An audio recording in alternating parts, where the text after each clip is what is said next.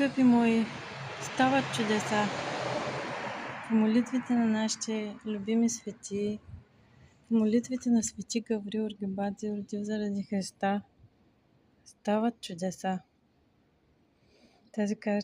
Тази иконичка я взех от когато бяха донесли в Света неделя светини за поклонение на свети Гаврил Оргибадзе, 2025, 14-15 ноември.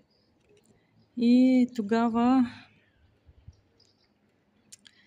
се помолих на свети Гаврил и той ми помага сега. Сега малко търпение трябва. Свети Нектарий винаги ми е помагал и винаги ме е подкрепял в най-тежките ми моменти.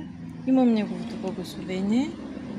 Имам благословението на цялата църква, на нашия патриарх Даниил, на Много и Блага Елета, на свети Иван Рилски чудотворец и на всички български търновски светии.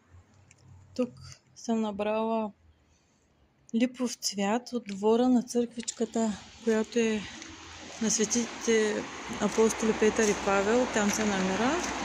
Оттам я донесох. Тук вижте хората с колелетата минават.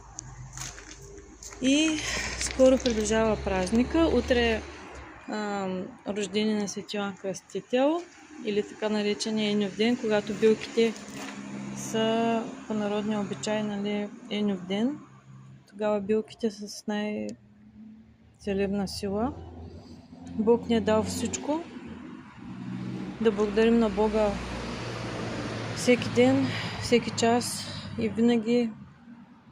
Слава Богу за всичко.